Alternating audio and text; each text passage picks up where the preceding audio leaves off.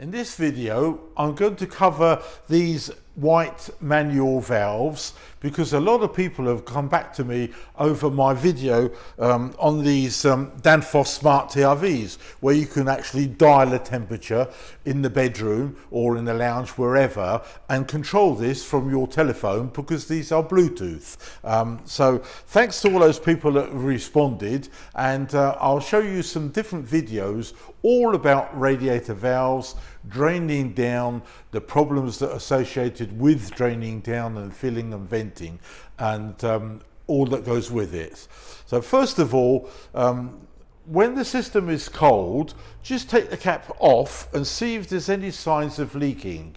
Because on a Combi boiler, if that pressure's been over 1.5 bar for a long period, these will leak. If you have a non-Combi system where you've got tanks in the loft, this doesn't happen unless somebody turns it on and off on a regular time, because these are actually corkscrews and they're not really designed for turning on and off. Basically on and just leave it. And then the other valve on the other side is just for balancing this radiator with all of the other ones. So I'll go through some hints and tips, how to drain down, and all the tools that you're going to need to change this control valve for another control valve.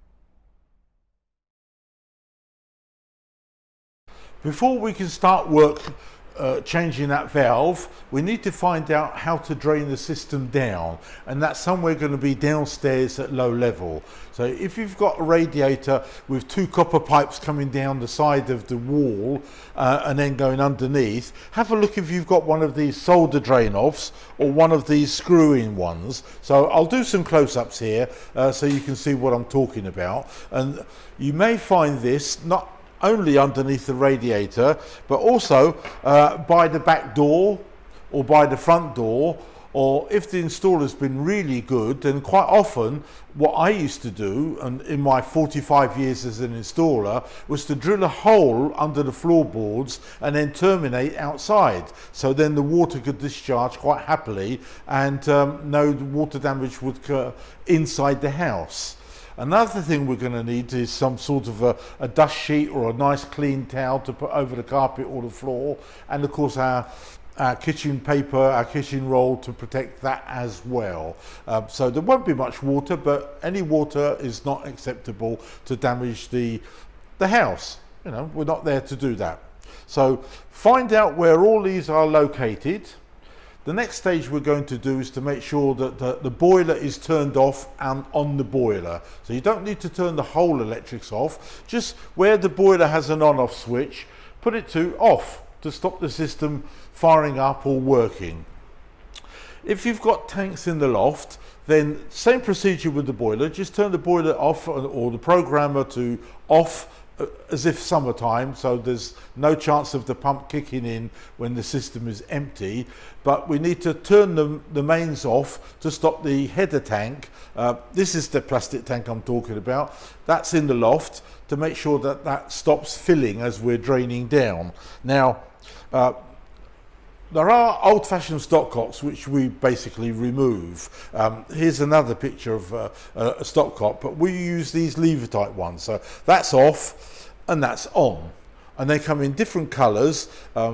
There's blue, black, yellow and red. They're the most popular colours that we see, and we tend to use yellow for gas.